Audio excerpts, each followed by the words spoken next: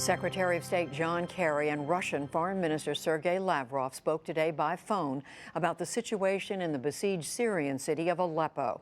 After a brief let-up, the heavy fighting and bombing has resumed there. 4 years ago, Margaret Warner traveled throughout that part of northwest Syria. She has been back in touch with a man she first met just outside Aleppo. It was November 2012 in a small town in Syria, and Saleh Hawa had hopes. With civil war roiling around him, this father of three, an English literature teacher, was leading demonstrations against the regime of Syrian President Bashar al-Assad. Hawa also headed a local civic council in his town in rebel-controlled northwest Syria. It was working to restore electricity and basic services destroyed by government attacks. He sounded fairly confident then in his country's prospects. A formal Syrian opposition coalition had just been created with the encouragement of Western and Gulf countries. I am optimistic because the international community is now cooperating with this council, with this new council, and I think, personally, that most of the Syrian people are with this council. We are looking forward to a better future, and we are tired now.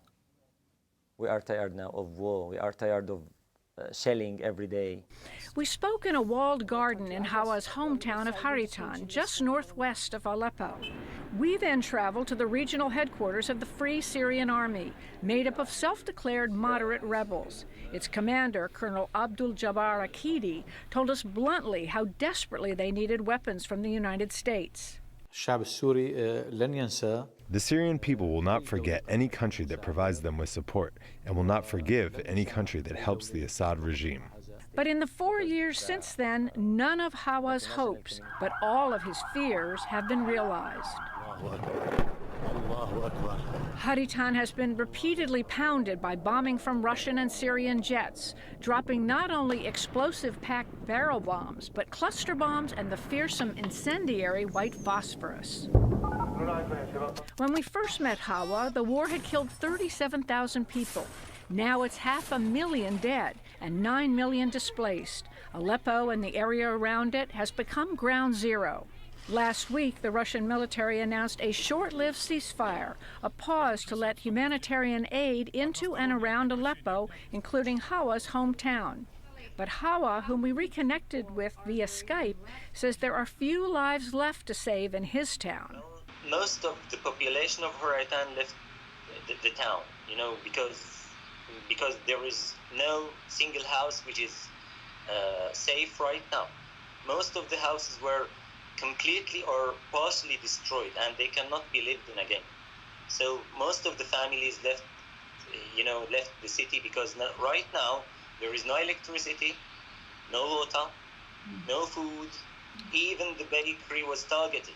All hospitals or medical centers were targeted. Hawa and his wife and children fled Huretan to a nearby town.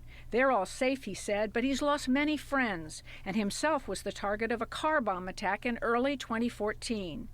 He and others are still teaching at a makeshift college they call the Free University of Aleppo, but he sounds full of despair and bitterness. We are being butchered under the eye of the international community. It's not just the bombing, he said. His town's defenders, already fighting ISIS and the Syrian government, then were confronted with other foes. They'd come from afar to defend the Assad regime. We came face to face with the Shiite militias, and they are mostly Afghanistani. Most of them are Iranian, and so on. So Afghanis sponsored by Iran and trained by Iran? Yes, sure. Are they well equipped? Oh, they're well equipped. Caught between all these competing forces, Hawa says he and his countrymen have been abandoned, even as endless talks go on between the U.S. and Russians, and at times members of the Syrian opposition coalition. So can you foresee a political solution at this point? No. I'm so sorry to say no. I see that the horizon is quite blocked in front of us, because America is not doing anything, or maybe America won't do anything. It's just that America hasn't the will to finish our agony, to finish our pains, to finish our sufferings. We were let down. America let us down. And the situation now is that Russia has got military bases inside Syria. Their warplanes are flying in the sky every time they like.